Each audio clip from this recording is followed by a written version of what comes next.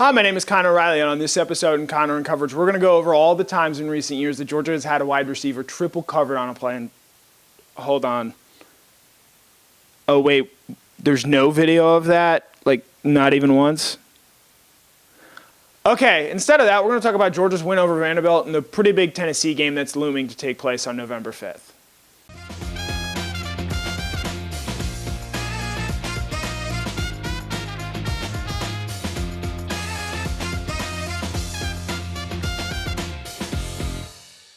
First winner from this weekend was the Georgia quarterback play, both present, future, and far future.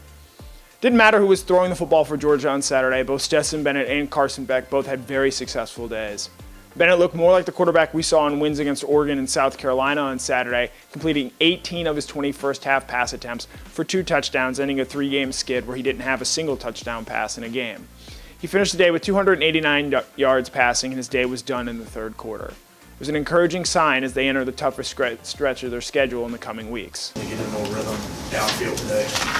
Well, he made some better throws early. I thought he's played well. He hasn't made all the throws early. That one over the middle to Marcus early really helped him. He had the one Hyman to Darnell that he threw over the middle. But outside of that, I thought he had a good rhythm and did a good job throwing into zones. When Bennett ultimately did give way, it was to Carson Beck, who, while he only had 98 yards passing on 11 attempts, he looked very impressive in doing so. He had 2 touchdown passes as well as a 13-yard scramble showing off his mobility there. He also very nearly had another touchdown pass and a dart to Kearis Jackson, but that play got called back as Jackson was unable to get his feet down in bounds. It was an impressive performance from Beck, who continues to look more and more like the future starting quarterback for this Georgia team. I mean, Carson's his 3rd year here. He's a really good football player. I know he keeps getting better, keeps learning it. I think sometimes when you guys ask me, how are you tutoring the young guys, and you guys include him in there, I'm like, well, he's not a young guy. He's been in this offense the same amount of time I have. And to cap things off on Sunday, Georgia landed a quarterback commitment from 2024 quarterback Ryan Puglisi. While he's only currently rated as a 3-star prospect, ignore that ranking for right now. It's going to shoot up when the rankings industry catches up with what Georgia has landed. He had offers from Alabama as well and throws a 93-mile-an-hour fastball as well as a 73-yard pass in the course of a game. He's absolutely a talented player and one very capable of one day being a future starter for Georgia. It was a very good weekend for the Georgia quarterback position, both this year and going forward. Our first loser, the Florida game. Florida is Georgia's biggest rival. It's the world's largest outdoor cocktail party. It's a huge game every year on Georgia's schedule, one fans willingly drive hundreds of miles to go see. But this year, instead of the main course, it feels a little bit like an appetizer. While Georgia's 7-0 at this point in the season, Florida enters the game with a 4-3 record, coming off a rather befuddling 45-35 home loss to LSU on Saturday. What's more is the game that Georgia plays after Florida. And that's Tennessee, who's now currently ranked number 3 in the nation after their thrilling 52-49 win over Alabama this past weekend. For as weird as it seems, the Florida game is now a trap game for the Georgia Bulldogs, as that big game against Tennessee on November 5th looms large over the cocktail party. This is a Georgia team that hasn't always been super focused on the opponent ahead of them. They've been bored in wins against Kent State and outright struggled against Missouri. It'll be interesting to see how focused Georgia is on beating and dominating Florida, knowing that Tennessee game is looming in the weeks ahead.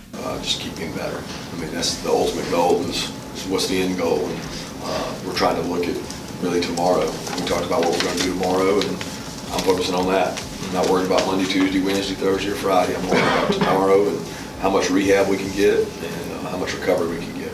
Our next winner is long overdue touchdowns. It had been over 1,000 days since Dominic Blaylock scored a touchdown, but he found the end zone right before halftime, catching a 10-yard pass from Stetson Bennett. It was his first touchdown of the year, the first since the 2019 Georgia Tech game. Jeff Collins was still the head coach in his first season at Georgia Tech at that point, and there was some promise that he might actually be able to make that series competitive. Turns out it was not the case, but Blaylock continues to look like more and more of a very important piece of this Georgia passing offense going forward. And as Stetson Bennett will tell you right here, he's a guy that very clearly the Georgia team and Bennett himself trust to come up with big plays. Some of the best ball skills we've got on the team, and just a player, just a dude, and knows how to get open, knows how to catch the ball, knows what we're trying to do, blocks his butt off. Later on in the game, Gilbert also scored his first touchdown in a Georgia uniform. He had 2 catches on the afternoon, the first 2 in his Georgia career, This is a player who hadn't played since the Samford game. Obviously, Gilbert, with his recruiting profile and obviously his time at LSU, attract a lot of attention. But on Saturday, even if it wasn't a blowout in the fourth quarter of a win against Vanderbilt, it was just a really good moment for Gilbert, a player who hasn't necessarily had a lot of those in his time at Georgia. While it's not necessarily going to prove and lead to more playing time for Gilbert, it's a really positive thing for a player who long needed a good day in a Georgia uniform. Great, man. It's great for the kid, confidence-wise, and just trying to give him something to celebrate and be happy about. I was really happy for him. Our next loser is poverty programs, specifically Tennessee here. Now, I don't want to take away from what happened on the field on Saturday between Alabama and Tennessee, nor should I take away from the atmosphere that was created in Neyland Stadium. That is what college football is all about. Tennessee pulled off a huge upset, beating Alabama for the first time since 2006. Fans stormed the field, as they absolutely should, and tore down the goalpost. It was a great moment for college football, encapsulating everything that this sport can be at its absolute best. So what could ruin that moment? Oh, you know, the usual money grabbing that comes with high-end college football. The SEC fined Tennessee $100,000 for the field storming on Saturday. And I understand the process there, and if that's the price that has to be paid to keep students off the field regularly, I get that. And Tennessee should gladly pay that fine, as that moment was absolutely worthy of fans rushing the field. It's an all-time Tennessee victory against Alabama, and it's an all-time college football moment, quite frankly. But it's what happened after that, specifically with what Tennessee did, that has really irked me here. On Saturday, after the goalposts were torn down, Tennessee very clearly needs to replace new ones before their game against Tennessee Martin on this coming Saturday. So instead of just ponying up and paying for this, Tennessee's athletic director actually announced that they were starting a fundraiser to help pay for new goalposts, and naturally cashing in on the good vibes that are coming from the Tennessee program at the moment. But this isn't how you should handle success or a moment like this. You shouldn't be asking your fans for more money after a long overdue victory in what is supposed to be one of your biggest rivalry games. It just reeks of cheapness and cashing in on a moment in the sun here. This isn't what Georgia would do in this situation. This isn't what other big-time programs would do. They're not trying to cover the cost of some goalposts that they can absolutely pay for, given how much money the SEC gives the Tennessee Athletic Department every single year with their new television contract. Tennessee's going to be a major story for the rest of the college football season. They're clearly one of the best teams in the country at this point, as they're the number 3 team in the polls right now.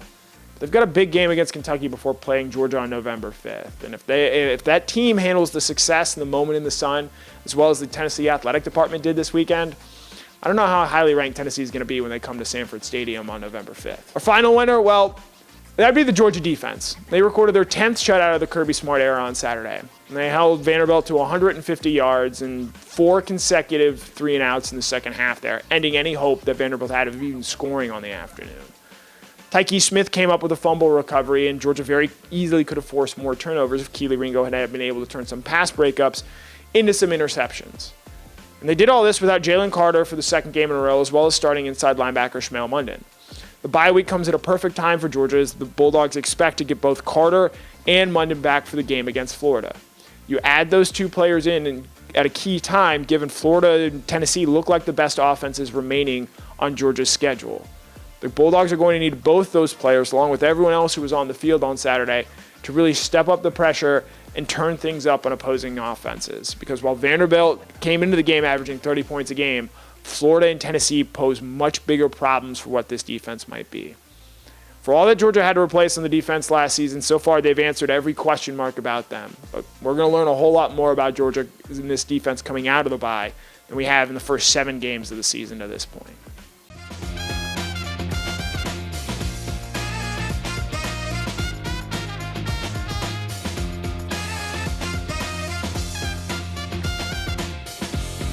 This week's Deep Shot is about scheduling, and specifically why the Tennessee-Georgia game on November 5th is going to be a 3:30 game.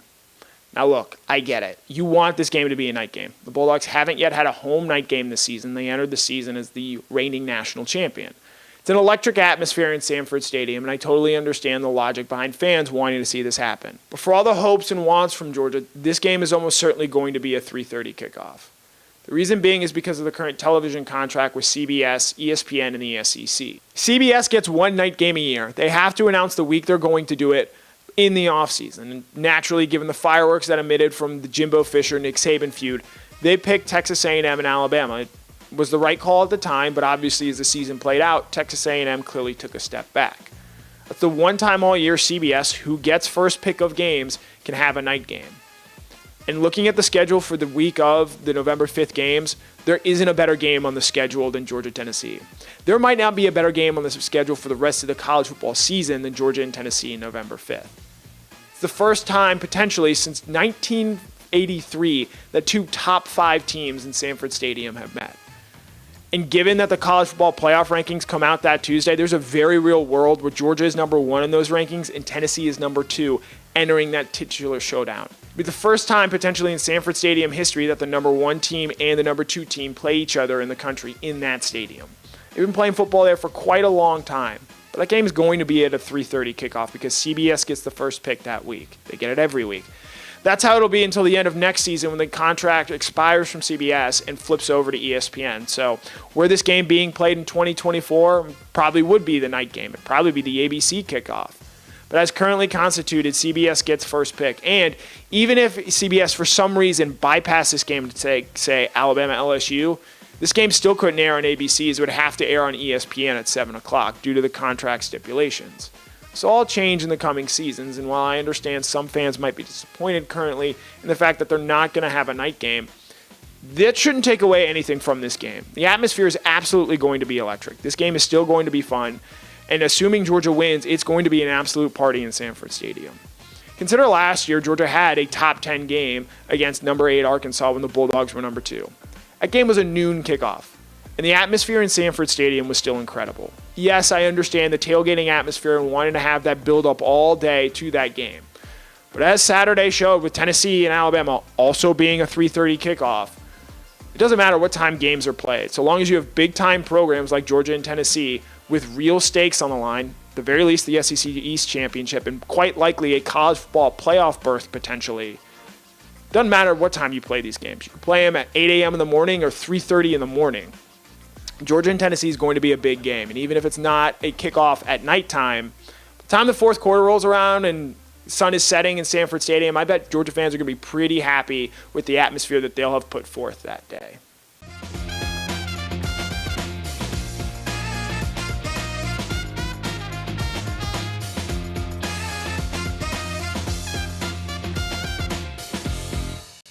Thank you guys so much for tuning in to Connor and Coverage this week. We've got our interview medley where you'll hear from guys like Stetson Bennett, Dominic Blaylock, Kirby Smart, Marcus Rosemary-Jacksaint, Cedric Von Prawn, and a few others to recap this weekend's win over Vanderbilt. On the other side of that, we'll do our weekly Q&A as well as discussing the recent commitment of 2024 quarterback Ryan Puglisi. My name is Connor Riley, and this has been a Dog Nation production. Thank you guys so much for tuning in. We'll see you guys next week. I know he's been through a number of injuries. He's been through a lot of adversity. And to see him work every day, come in, work every day, grind, and all that work to pay off is really like heartwarming, really exciting. Everybody was excited for him. I was excited for him.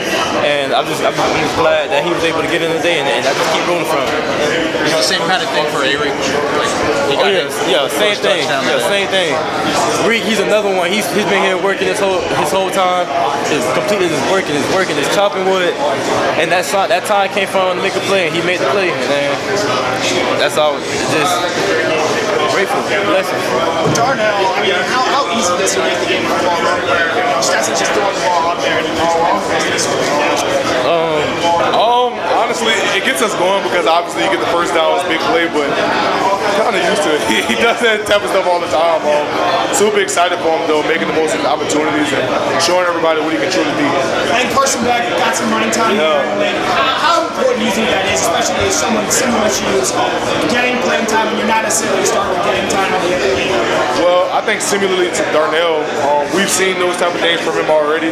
So honestly, it wasn't that much of a surprise. I was super happy for him, obviously, but to be honest, one thing that I was super proud of for Carson was his pocket mobility, moving around the pocket, avoiding things. A couple times they sent 7 to 8 guys, and he was able to move out the way, make throws, things like that. So super proud of him for his progress. Yeah, how did it feel getting him? Was first time ever? First time since Georgia Tech, freshman year. How good that feel? It felt amazing. I mean, like just when I got in the end zone, I was lost for words. Yeah. I mean, I couldn't have done it without my teammates, but it was just an amazing feeling. Let me ask you a quick question. You're number 8. Is there a meaning behind that? I mean, what's the deal? No, I mean, it's just first come, first serve when I got here for freshman year. Does it mean something now, though? That means something now. It's a lucky number 8 now. I'm sure you might have already been asked this, but walk me through your touchdown, what you saw. Yeah, I mean, it was a great feeling. I mean, like I said, I couldn't have done it without my teammates. They did all they could, and once I hit the end zone, it was lots of words. It was just a great feeling. John, is the moment worth all the work? You've been thinking about it for a while. Is the moment worth all the work? Oh yeah, I mean, going through such a great journey. I mean, I think it's been a great journey, but since then, got in the end zone, it feels great now. Tell me about the play. What'd you do? What was the read? Walk us through that. I mean, it was a simple 5-yard out, and then got the ball and scored, and it felt great. Tennessee big showdown back and forth. That was a focus today. That was hey, we're playing Vanderbilt today, right? And whatever's going on around in the country, that doesn't matter. That doesn't matter to us because we're playing an SEC East opponent, and we've got to go out there and do our job. And if we're focusing on another game, then we're not focusing on ours. And now we can go watch the games, right? Now we. Do you have a curiosity about that? Yeah, I think it was 42-42 with about 7 minutes left. All right, I saw there was a fumble. There was a fumble. Oh, it already happened. Okay. So you are tracking it. Well, it was when we went into the locker room. They had it in the treatment room. I saw it. I think Tennessee fumbled 15. Was it and that happens though. That type of fumble can happen for a quarterback and a running back. No, it shouldn't ever happen. No. There's some of these guys, I don't know if we'll get them back. I mean, it's not, there's no off week that says you magically get everybody back, right? It's a time. Each injury is different. We have to see how they progress, how much pain tolerance they have. I mean, ultimately, some players handle injuries better than others, and I want them all to get better and get well. But it's not realistic to think that all these kids are going to be back by Florida week. I don't know that we're going to be completely healthy. I'm not sure ever going to be completely healthy again. So hopefully we can get more healthy. How close was Smile to being able to go today, and just what have you seen from Ryan playing a bigger role with him? Yeah, Ryan's done a great job. Smile's pushing again. It's more recent because it happened in the Missouri game. I don't know that he was really close today or close this week. So it's one of those deals that continue to treat him and try to get him better. If he can't, then just next man up.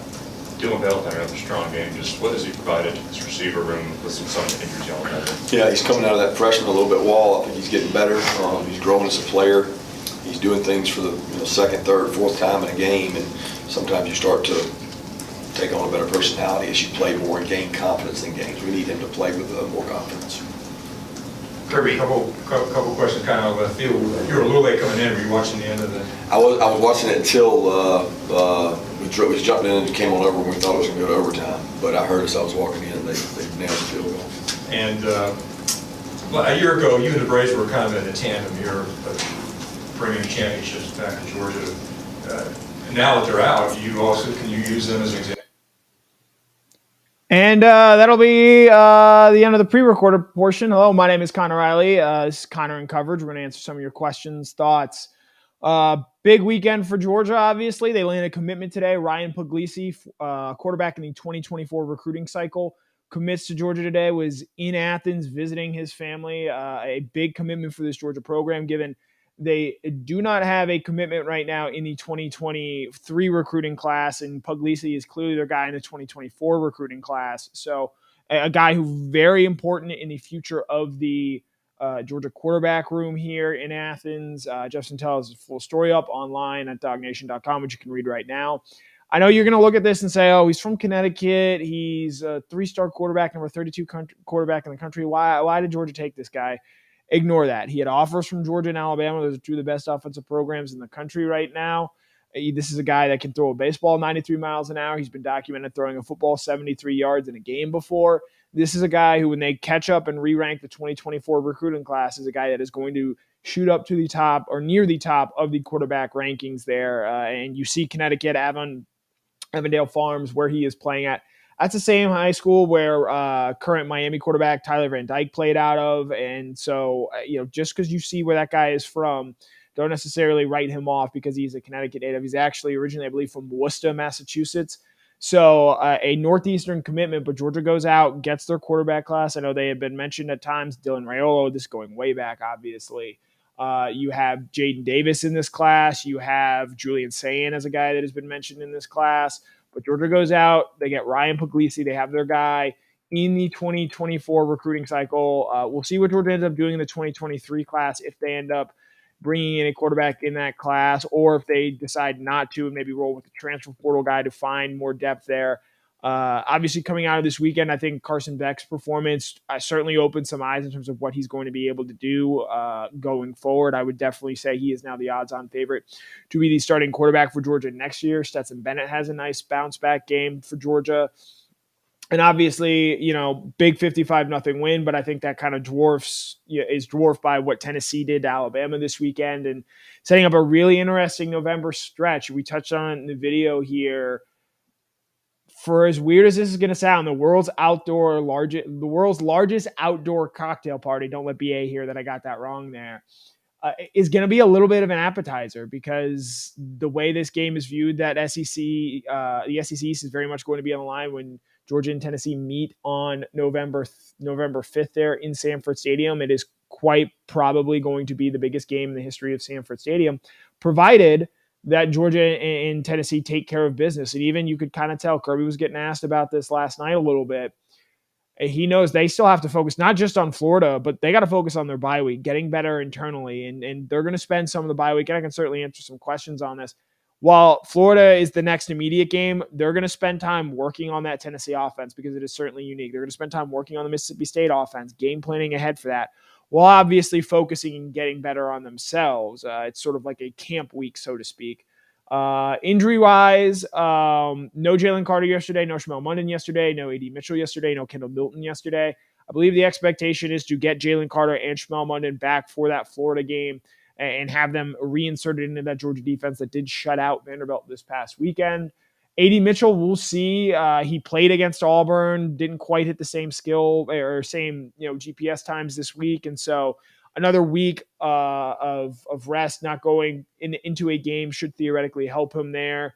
We'll see with Kendall Milton and his groin injury as well. He did not dress out on Saturday, but I would think that with the extra week off, he's very likely to be back there for the game against Florida. So if you have any questions, comments, ask away. We can talk about Ryan Puglisi. We can talk about Georgia, Tennessee. We can talk about why that game is not going to be a night game. As I touched on in my video there, we got plenty we can talk about here on Connor and Coverage. A little after 7:50, Chiefs, Bills just wrapped up, so I'm sure you're waiting for Sunday night or House of the Dragon. Come in, talk some Georgia football. No game this coming week. They play Georgia, Florida, 3:30, October 29th in Jacksonville, Florida. World's largest outdoor cocktail party. A game that, in my opinion, should always remain in Jacksonville. So if you have any questions, thoughts, comments, let me know what you guys have to say here. Scrolling around. Let's see. Yes, I see the triple coverage jokes. I made that at the top of the show. Not all that funny. Let's see. Yeah, Kirby's visor. This is in regards to Ryan Puglisi. This is a guy that is a really impressive player. 6'3", 205. So not quite Carson Beck build, but certainly I think bigger than, certainly taller than Gunnar Stockton and Stetson Bennett. Maybe not quite as thick as Gunnar Stockton is. Maybe a little bit closer to Carson in that aspect. And obviously he's going to put on weight as he gets into the Georgia program.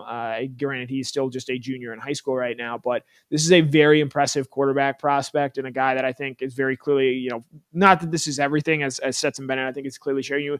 And even Carson Beck on Saturday, Carson Beck was in the 200 range. He was not a consensus slam dunk top 10 quarterback prospect in his class by the time the rankings were all said and done. And I think Georgia has a very good player at that quarterback position based off what we saw this Saturday against Vanderbilt. Dave Riddle, yes, Dylan Bell, I thought had a really impressive game, continues to make strides there. I liked what I saw at his wide receiver room on Saturday. Obviously, I'd been pretty critical of them in recent weeks. Marcus Rosemead-Jack-Saint makes a nice play. Ladd McConkey is expected to be fine, just a little ankle roll, and he'll be good to go.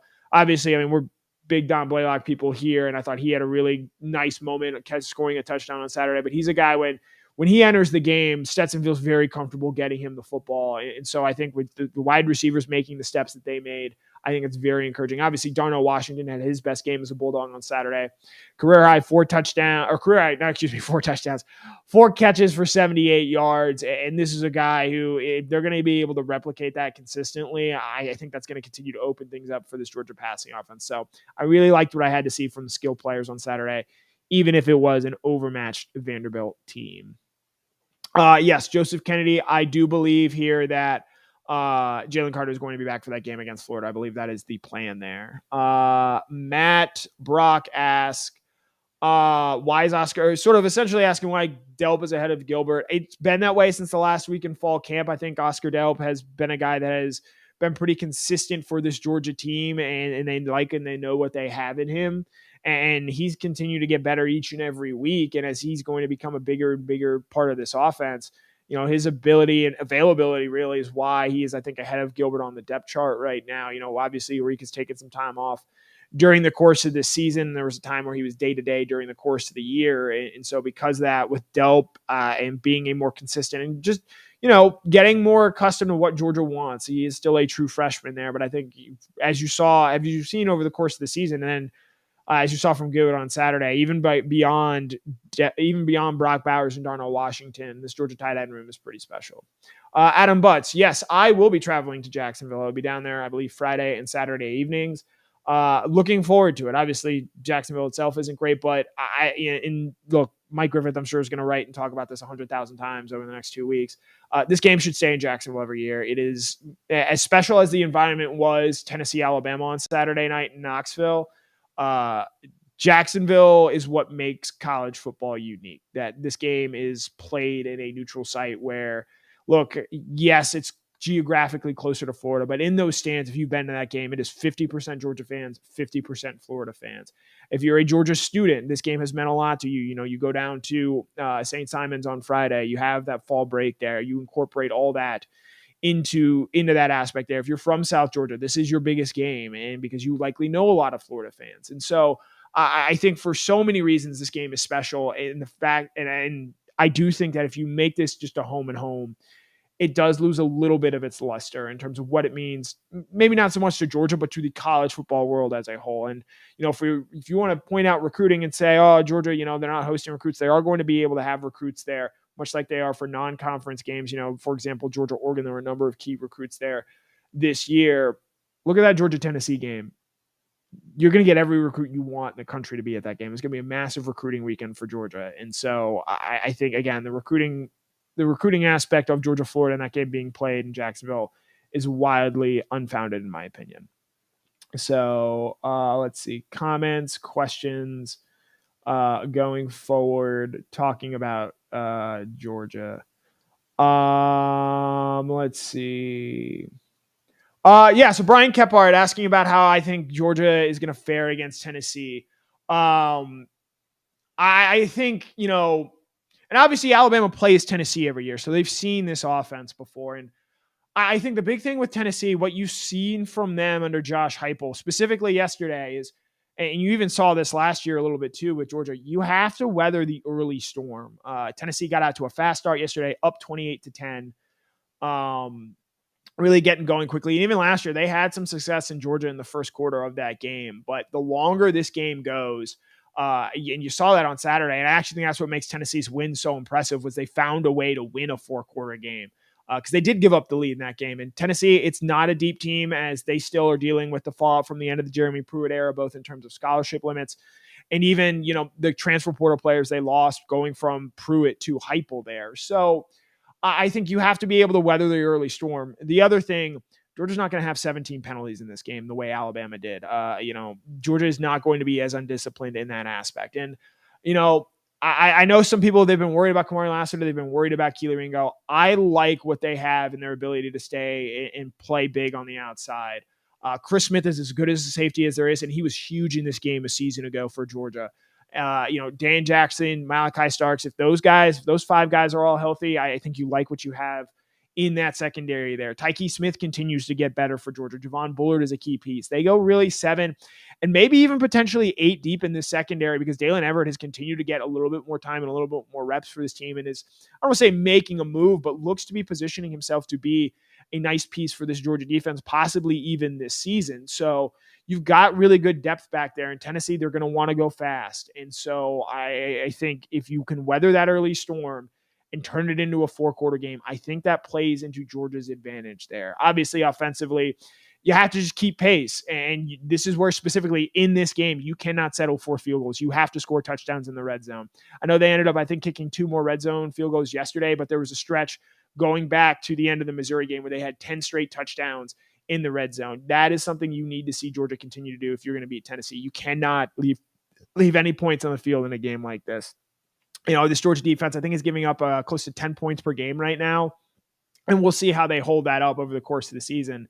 And if there has been a little concern, the sack numbers have not been there the way they were a season ago. But I think this Georgia team is well positioned to take on Tennessee. And the fact that they get this game at home, I think is going to help because I absolutely believe Tennessee fed off of the environment and atmosphere that you saw on Saturday in Knoxville. I think Georgia's going to do that. And I don't believe we've seen Tennessee enter an environment like you're going to see them enter Sanford Stadium on November 5th. I think that's going to be a massive game. But as Kirby Smart's going to tell you, as we're going to tell you here, Georgia has to take care of Florida first. I know they're coming off a loss to LSU, but I think this is a team that it's a rivalry game. Look, I've been down there for a number of games now. Sometimes weird stuff happens. 2014, Georgia was a massive favorite, blew it against Florida in a game that if they win that game, there's a very real chance they're potentially in the college football playoff that year and season, and really Mark Richt's tenure sort of spiraled out of there.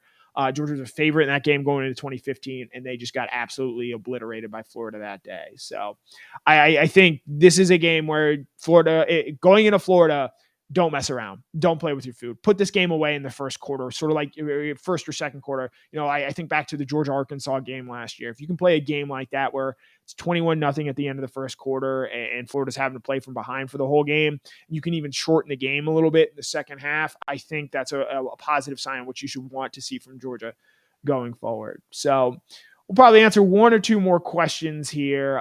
Jason Alex, this Alabama defense and their front 4, I think, is very good. Will Anderson, Dallas Turner, they have some nice players up there, but and I like their safeties, but for whatever reason, they just have not been getting enough out of their cornerbacks. Kool-Aid McKinstry, Elias Ricks, Terrion Arnold, their cornerbacks are just not the usual standard of Alabama cornerbacks that we have seen in recent seasons there. And I think they got really exposed on Saturday. Now, Alabama, I still think they're going to win out in terms of getting through the rest of the regular season. I don't think Ole Miss is going to beat them. I don't think all that highly of this Ole Miss team. Mississippi State, who they play this weekend, is just a weird team. They can look great, and then they get pretty roughed up in a game where they didn't score a touchdown, an offensive touchdown, in the second half of that game against Mississippi State. Or they don't have a passing touchdown in that game, and that's sort of your bread and butter there. I just think that Mississippi State team, you don't know what you're getting week to week. And so while they have some nice wins against Arkansas, Texas A&M, not so much that they beat those teams, but the way in which they beat them, I think Alabama's going to beat both the Mississippi schools. They'll beat LSU, they'll beat Auburn, and I still think Georgia's going to see them in the SEC championship game in Atlanta with a playoff spot very much on the line. Because not to get too much into college football playoff talk at this point in time, but yesterday's win over Alabama, even if Georgia beats Tennessee and Tennessee ends the season as an 11-1 team, they're absolutely going to be in the discussion to make the college football playoff, given what they've done. They've got a road win over Pitt. They'll have that win over Alabama there. And so I think, and what they have on the rest of their schedule, the Kentucky game could be interesting. We'll see how that game looks. But I think this is going to be a Tennessee team that is in the conversation at the end of the year, even if they do go on to lose to Georgia, which I think they will do when they meet on November 5th. Let's see. Let's maybe do 1 or 2 more questions. Yeah, Jason, I would expect College Game Day to be in Athens on November 5th, if Georgia beats Florida and Tennessee beats Kentucky, I think College Game Day will very much be in Athens. And I'll leave you with this. This is a sort of conspiracy theory take here. The first college football playoff rankings come out on Tuesday, November 1st. That is the Tuesday before the Tennessee-Georgia game. We have seen in recent years the college football playoff committee with their initial rankings, they like to do some things a little different. I would not be surprised in the slightest if you see Georgia at number 1, Tennessee at number 2. I know in the AP poll right now, Tennessee is number 3 behind Ohio State, and Ohio State's going to play Penn State in a few weeks and potentially get a chance to add a win to their resume there as well. I think Ohio State's probably been the most consistently great team over the course of this season, even though I think Georgia and Tennessee have better resumes. I think, again, should Georgia beat Florida? They got to do that first. Should Tennessee beat Kentucky? And they have to do that first. If those are the cases on November 1st, when the first playoff rankings come out, I think Georgia is going to be number 1. I think Tennessee is going to be number 2, and you're going to have a number 1 versus number 2 in Sanford Stadium on November 5th. And it's going to be an absolutely electric atmosphere no matter what time that game is played. So that'll do it for us here this week. Just because Georgia doesn't have a game this Saturday, we're going to have a ton of content for you guys throughout the course of the week. Georgia's 7-0 at this point. 4-0 against SEC play. They look to continue to be one of the best teams in the country, number 1 in both the coaches and the AP poll. Nice bounce back performance against Vanderbilt. We don't really need to get into too much more there on that Vanderbilt game. Georgia just clearly a better team, and I think even if they had played most of the backups through this game, it is still a rather uncompetitive score. So big win for Georgia. Tennessee game looms, but Georgia's got to take care of its off week first, and they've got to take care of Florida, which is still a huge game with the world's largest outdoor cocktail party set for October 29th. That's the next time you'll see Georgia take the field. Next time you'll see me. We'll be here next Sunday night around 7:30, same time as usual here. And look, just because it's an off week, you got Dog Nation Daily 5 days a week. You got Jeff Sintel, who I have no doubts is going to break down more on Ryan Puglisi, who committed today. 2024 quarterback, commits to Georgia. He's going to be a very talented and very important player for Georgia going forward. You've got Mike Griffith with On the Beat on Monday nights, as well as our usual content throughout the week. We're going to have you guys kept up and informed on everything that's going on with Dog Nation, with Georgia football. Obviously, Kirby Smart, no press conference tomorrow. He will have one on Tuesday, and obviously I will be there covering that. So thank you guys so much for tuning in. Georgia wins 55-0 this weekend. They are off this week. My name has been Connor Riley, and this has been a Dog Nation production. Thanks, guys.